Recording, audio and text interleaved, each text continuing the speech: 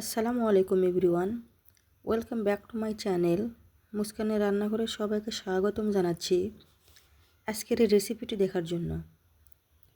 আজকের আয়োজন আপনাদের জন্য নিয়ে এসেছি ঘরোয়া উপকরণে তৈরি ভীষণ মজাদার মিষ্টি চুষি পিঠার একটি সহজ রেসিপি। এই রেসিপিটি ঝটপট তৈরি করা যায় এবং খেতেও বেশ মজার হয়ে থাকে। তো আশা করছি ঘরোয়া উপকরণের তৈরি মিষ্টি চুষি পিঠার এই রেসিপিটি সবার ভালো লাগবে। যদি ভালো লাগে তাহলে চ্যানেলটি সাবস্ক্রাইব করে পাশেই থাকবেন। তাহলে চলুন ঝটপট দেখে নেওয়া যাক কিভাবে তৈরি করেছি মিষ্টি চুষি পিঠার এই রেসিপি। তো প্রথমে আমি এখানে এক বাটি চিড়া নিয়ে নিয়েছি। চিড়ার ভিতরে যে নোংরা কুটিকাটিগুলো ছিল সেগুলো বেছে নিয়েছি, আর কিচেন টাওয়ালের সাথে চিড়াগুলো ভালো করে মুছে নিয়েছি যাতে ধুলাবালি না থাকে। এই চিড়াগুলো মিক্সিং জারে নিয়ে আমি গুঁড়া করে নিব।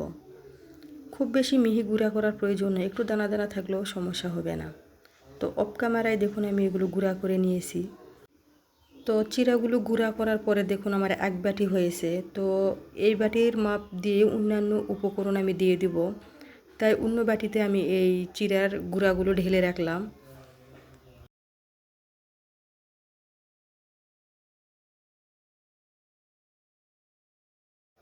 এবার এই চিড়ার গুঁড়াগুলো আমি একটা ডো তৈরি করে নিব। তার জন্য একটা কড়াই আমি যে বাটির মাপে চিড়ার গুঁড়া নিয়েছিলাম ঠিক ওই বাটি দিয়ে আমি এখানে 2 বাটি দুধ দিয়ে দিব। তো আপনারা চাইলে এখানে পানিও দিয়ে দিতে পারেন।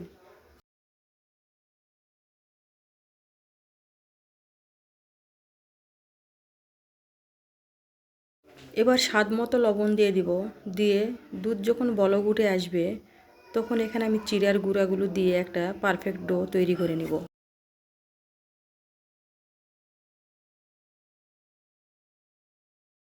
তো দেখুন চিড়ার গুঁড়াগুলো আমি দিয়ে দিয়েছি। চুলার আঁচ মিডিয়াম থেকে একটু লো করে দিয়ে এই ডোটি আমি তৈরি করে নিব। এই ডোটি তৈরি করার সময় চুলার আঁচ কোনোভাবে বাড়িয়ে দেওয়া যাবে না। তো এ পর্যায়ে এসে আমি ঢাকনা দিয়ে ঢেকে রেখে দিব 2 থেকে 3 মিনিটের মতো, এগুলো আরও ভালোভাবে সিদ্ধ হওয়ার জন্য। তো ঢাকনাটি উঠানোর পরে দেখুন এগুলো বেশ ভালোভাবে সিদ্ধ হয়ে এসেছে। এরপরও আমি আবারও 2 থেকে 3 মিনিট নেড়ে চেড়ে ভালো করে মিশিয়ে নিব। তারপরে এখানে আমি দিয়ে দেব 2 থেকে 3 টেবিল চামচের মতো গাওয়া ঘি। ঘি দিয়ে আমি আবারও ভালো করে মিশিয়ে নেব। তো ঘি দেওয়ার কারণে এই পিঠা যখন তৈরি করবেন দেখবেন খেতে কিন্তু বেশ ভালো লাগবে। চুলার আঁচ বন্ধ করে দিয়ে এ পর্যায়ে ঘিগুলো ভালো করে মিশিয়ে নিতে হবে। আর এভাবে মেশাতেই দেখবেন ডোগুলো ঠান্ডা হয়ে এসেছে, প্রায় হাত দিয়ে ধরা যাবে এরকম অবস্থায় একটা প্লেটে ঢেলে নিব। নিয়ে ভালো করে স্মুথ একটা ডো তৈরি করে নেব।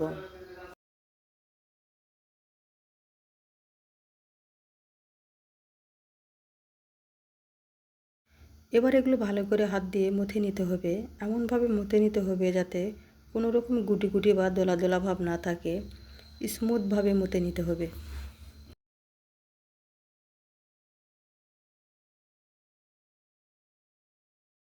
তো দেখুন এগুলো আমি খুব ভালোভাবে মথে নিয়েছি। এবার হাতে ছোট ছোট লেচি কেটে নিয়ে এই পিঠাটি আমি তৈরি করে নিব।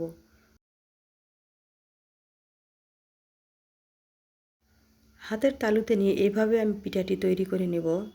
তো ছোট বড় যে কেউ এই পিঠাটি খুব সহজেই তৈরি করে নিতে পারবে।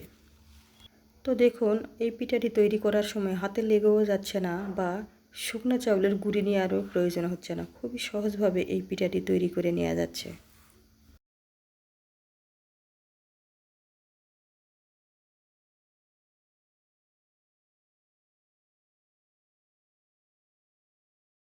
এবার দেখুন সবগুলো পিঠাই কিন্তু আমি তৈরি করে নিয়েছি। তো সবগুলো পিঠাই যে একই রকম সাইজের হতে হবে তার কোনো কথা নেই, একটু মোটা বা চিকন হলেও কোনো সমস্যা নেই।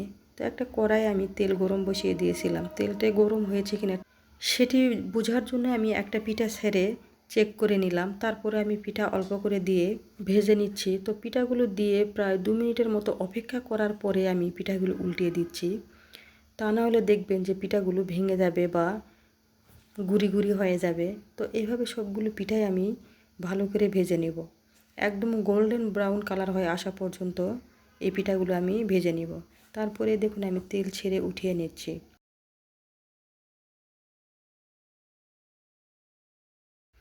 তো পিঠাগুলো এভাবে মুচমুচে করে একটু কড়া করে ভেজে নিতে হবে। তো সবগুলো পিঠাই আমি একইভাবে ভেজে নেব।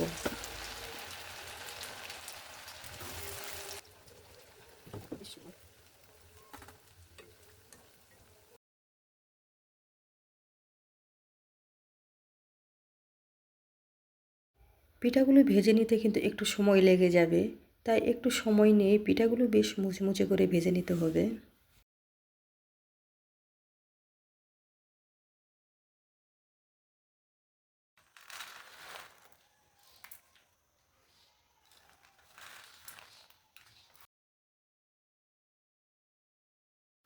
একইভাবে দেখুন আমি সবগুলো পিঠা ভেজে নিয়েছি। তো পিঠাগুলো শব্দ শুনেই নিশ্চয় বুঝতেই পেরেছেন পিঠাগুলো আমি কতটা মুচমুচে করে ভেজে নিয়েছি। তো এগুলো এবার মিষ্টি শিরায় ডুবিয়ে নিব। তার জন্য এখানে আমি একটা কড়াই নিয়ে নিয়েছি, আর কড়াইয়ে যে বাটির মাপ দিয়ে আমি চিড়ার গুঁড়া নিয়েছিলাম সেই বাটির মাপ দিয়ে এখানে আমি 1 বাটি চিনি দিয়ে দিলাম, আর দিয়ে দিব 2 বাটি পানি। আমি যে চিনির মাপটা এখানে দিয়েছিলাম একদম পারফেক্ট মাপ ছিল। তারপরেও যারা মিষ্টি বেশি খেতে পছন্দ করে তারা আরেকটু মিষ্টি অ্যাডজাস্ট করে নিতে পারেন। এরপরে চিনিগুলো এবার ভালো করে পানির সাথে গলিয়ে নিব। চিনিগুলো যখন গলিয়ে আসবে তখন এখানে আমি দিয়ে দিব 1 টিস্পুন সাদা এলাচের গুঁড়া। আপনারা চাইলে আস্ত এলাচ 2 থেকে 3টি মুখ ফাটিয়ে দিয়ে দিতে পারেন। এরপরে আমি দিয়ে দিব 1.5 চা চামচ ঘি। এভাবে শিরার মধ্যে ঘি দিয়ে যদি এই পিঠাটি তৈরি করেন তাহলে দেখবেন অন্যান্য পিঠার তুলনায় এই পিঠা 1000 গুণ বেশি টেস্টি হবে। শিরাগুলো যখন এভাবে বলক উঠে একটু চিটচিটে ভাব হয়ে আসবে তখন এখানে আমি 1 ফালি লেবুর রস দিয়ে দেব, যাতে শিরার চিটচিটে ভাব দূর হয়ে যায়। এবার সমস্ত উপকরণগুলো আমি ভালো করে মিশিয়ে নেব। তো যখন এভাবে সমস্ত উপকরণগুলো মিশিয়ে নেওয়া হয়ে যাবে তখন এখানে আমি দিয়ে দিব তৈরি করে রাখা পিঠাগুলো, দিয়ে এইভাবে নেড়ে চেড়ে আমি 1 থেকে 2 মিনিটের মতো জাল করে নেব।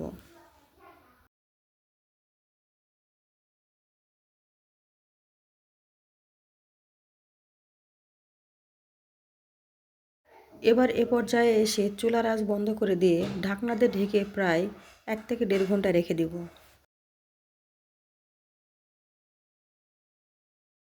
তো এবার দেখুন 1 থেকে 1.5 ঘন্টা পরেই পিঠাগুলো আমার পারফেক্টভাবে তৈরি হয়ে গেছে। এবার একটা সার্ভিং প্লেটে সার্ভ করে দেখিয়ে দিচ্ছি।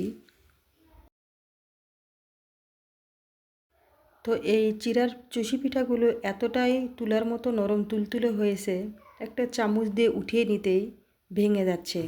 তাই একটু সাবধানতার সাথে পিঠাগুলো উঠিয়ে নিতে হবে।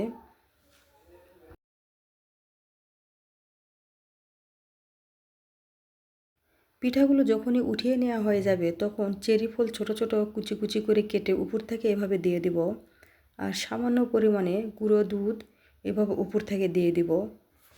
এভাবে চেরি ফল আর গুঁড়া দুধ উপর থেকে দিয়ে দিলে এই পিঠাটি খেতে কিন্তু আরও বেশি টেস্টি লাগে। সব কিছুর পরিমাপ ঠিক রেখে এই পিঠাটি যদি আপনি তৈরি করেন তাহলে আপনিও পারফেক্টভাবে তৈরি করে নিতে পারবেন। আর দেখুন কতটা নরম তুলতুলে আর রসে টইটুম্বর হয়েছে এই পিঠাগুলো। তো আজ এখানেই বিদায় নিয়ে নিচ্ছি। আমি আবারও আসবো নতুন কোনো রেসিপি নিয়ে। ততক্ষণে আপনারা অনেক বেশি ভালো থাকবেন আর সুস্থ থাকবেন। আসসালামু আলাইকুম। আল্লাহ হাফেজ।